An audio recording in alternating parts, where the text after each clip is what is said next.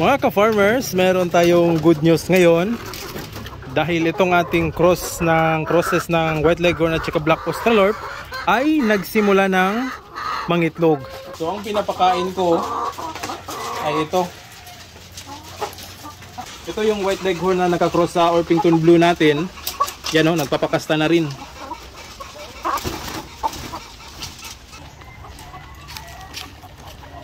Meron ako ipapakita sa inyo mga ka-farmers. Itong mga Black Australorp natin ay 100% na nangingitlog. So ito ay napakasaya natin dahil marami na silang, lahat sila ay nangingitlog na. Meron tayong 5 inahin dito at isang rooster. At ito, na-surprise ako sa kanilang mga itlog. Dahil usually nakakuha lang ako dito ng 2 or 3 noong mga nakaraang araw. Pero ngayong umaga, yan, na-surprise na talaga ako dito. Yan o, ang lalaki pa. So ito, nasa extra large sizes. Yung iba dito, yung iba large lang. So ganyan mga ka-farmers, napakagandang sinyalis talaga ito na bumabalik na yung sigla ng pangingitlog nila. So ito 100% na. So pwede na talaga nating i-breeding ito. Actually mga ka-farmers ay pwede naman natin itong i-incubate dahil merong rooster. Pero hindi natin yan gagawin dahil itong rooster ay babad na babad dito sa breeding at maaari yung similya ay weak, umahina yung similya niyan. So although mapipisa pa rin yan dahil na nakakastahan nitong rooster yung mga inahin natin, pero ito, ang gagawin lang natin itong table eggs muna. So ito ay sinyalis ng good news talaga dito sa ating mga Black Australorp. Alright, so mga sa susunod na araw talaga ay lalagyan na natin ito ng ibang rooster para ma-breeding na natin upang makapag-produce pa tayo ng mas maraming ganito. Alright, ito rin ating mga White Leghorn mga ka-farmers, almost 100% na rin silang nangingitlog. So mapapansin nyo medyo madumi yung kanilang mga balahibo dahil minsan nagkakaputik dito dahil maputi sila. So yan, nagkakadumi yung mga kanilang balahibo. Pero ito yung kanilang mga itlog. Yan, meron tayong 2, 4, 6, 6 na itlog. So 6 na itlog dito sa mga White Leghorn natin. So bali meron tayong 7 dito na mga inahin. So isa lang yung na hindi nangingitlog ngayong, actually mga ka-farmers, kaninang umaga pala nakakuha tayo ng isang itlog dito. So bali 7 na talaga yung itlog nila. 2, 4, 6, 7. 7 yung inahin. Kalimutan ko, nakakuha pala ako ng isang itlog kaninang umaga dito. So napakaganda mga ka-farmers pagmasdan dahil nangingitlog na talaga sila lahat, yung mga manok natin. So kukunin lang natin yung itlog nila. Alright, good job. So ito yung Black Australorp natin mga ka-farmers, wala nang balahibo at naglilimlim siya. So yung iba nandun kumakain.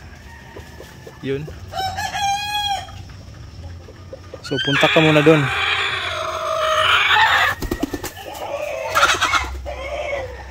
So ito yung itlog nila. Yan o, napakaganda yung quality ng mga itlog. So kaninang umaga nakakuha tayo ng 4 na itlog dito. Ngayong hapon merong 3. So bali 7 itlog yung nakukuha natin dito sa ating mga pre-range na mga manok. So yan.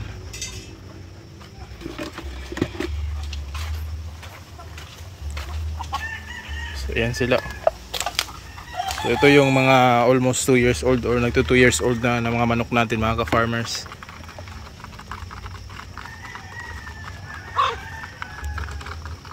So ang natitira na lang dito ay meron tayong 3 Rhode Island Red, merong 9 na Barred Rock at 9 na Black Australorp. So 2, 4, 6, 8, 9, 2, 4, 6, 2, 4, 6, 8, 9 at 3 yung Rhode Island Red natin na mga inahin. Meron tayong isang rooster na inilagay dito. So yan. Ang ibinibigay nating pagkain sa kanila ay itong GMP breeder pellets. So paminsan-minsan nagbibigay tayo ng mais, pero ngayon nakakonsentrate tayo sa breeder pellets. So ito yung tinutukan nila dahil by December siguro mga ka-farmers baka makakasimula na tayo sa pagbe-breeding. So inahanda muna natin itong mga manok na ito na masanay dito sa feeds na ito para yung fertility ng itlog ay mataas. So sana matuloy na tayo sa pagbe-breeding at hindi na tayo magiging busy para makapag-produce tayo ng mga sisiw na nito. Mga ka-farmers, meron tayong good news ngayon dahil itong ating crosses ng White Leghorn at saka Black Australorp ay nagsimula ng mangitlog. So ito yung pruweba mga ka-farmers. Yan. Ito yung kanilang itlog ngayong umaga. First na itlog. First drop ng itlog nila. So ito yung nagiging kulay ng itlog ng crosses ng Black Australorp at saka White Leghorn. So ayan, no. So yung kulay niya hindi masyadong maputi, may pagka dirty white, pero kuhang-kuha pa rin niya yung itlog ng White Leghorn. So ito, first time na initlog nila, so expected na maliit talaga. So ang size nito nasa peewee size. So isa pa lang yung nangingitlog dito, nangitlog. So dahil mga ka-farmers, ng mga nakarang araw, itong mga manok na ito ay nag-uumpisa ng magpapakasta. So yan, oh. So halos lahat sila dumadapa na, umuupo na, pati itong isang black. Yan, no. So halos lahat ng mga lahat ito ay babae, ay nagpapakasta na. So ito yung nakaraan na palagi nating sinasanay sila sa pag-mimic ng pagkasta ng isang rooster para mapabilis yung kanilang pangingitlog. So yan, oh. Yan. So everyday ginagawa ko ito mga ka-farmers para mapabilis talaga yung kanilang pangingitlog. So ito na yung naging resulta. First drop ng itlog ng ating crosses ng White Leghorn at saka Black Australorp. Alright. So ito mga ka-farmers, yung kinakain ng mga crosses natin ng White Leghorn at saka Black Australorp. So ganito lang kadami yung binibigay natin sa kanila.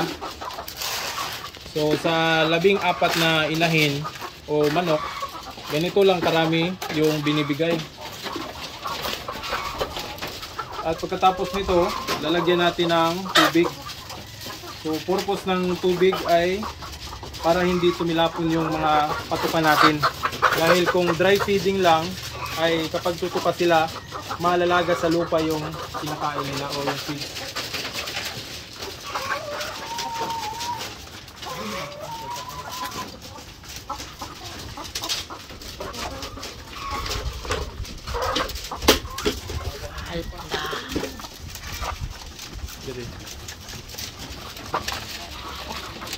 So itong mga manok na ito mga ka-farmers ay hindi rin masyadong tipid din sila sa patuka. So ganyan lang karami yung kinakain nila at hindi na sila nagugutom. So sa hapon, ganyan din karami. Kung mapapansin nyo, napakarami yung manok natin, 14. Pero hindi nga aabot sa 100 grams yung kinakain nila. So mapapansin nyo rin, walang nagpe-feather pecking sa kanila. Dahil hindi naman sila agad nagugutom. So nagsisimula na silang mangitlog. So hopefully by the next mga days mga ka-farmers ay marami na tayong itlog na makukuha dito. Alright. So ito rin mga ka-farmers, yung Black Australorp natin na mga manok. Yan, meron tayong 3 dito. So nangingitlog na rin ito. So nangingitlog na itong mga manok na ito, pero maliliit pa. Kaya ang ginawa ko ngayon ay nag-change feeding ako sa kanila. So ang pinapakain ko ay ito. Ito ay layer crumble o yung layer feeds. So ito yung feeds na nakadesign talaga na para pangpaitlog ng manok. So bakit ba ginagawa ko itong papakainin natin ng layer feeds? Titingnan ko mga ka-farmers kung ito yung ipapakain natin, mas mapapabilis ba, mapaparami at mapalaki yung kanilang mga itlog. Kaya ito yung sinimulan kong ipakain sa kanila, itong 3 na ito, bali 5 pala ito, merong 2 dito. Okay.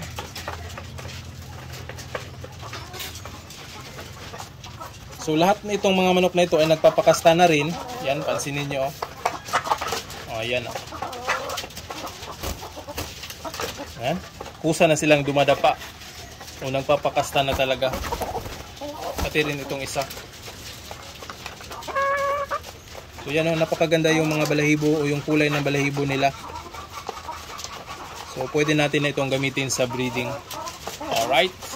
So dito rin mga ka-farmers, meron tayong dalawang isang puti at saka isang itim.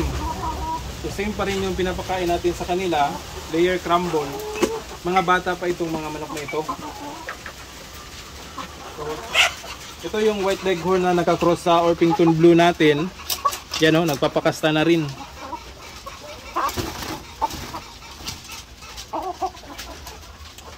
So pinapakain natin ito ng layer feeds para maagang mangitlog. So batang bata pa yan. Dito naman sa kabila, ito naman yung Black Austalorp natin. So ito, nangingitlog na ito at nagpapakasta na rin. So 3 beses na ako nakakuha ng itlog ng manok na ito. Kaya ito yung binibigay natin sa kanya para continuous yung pangingitlog.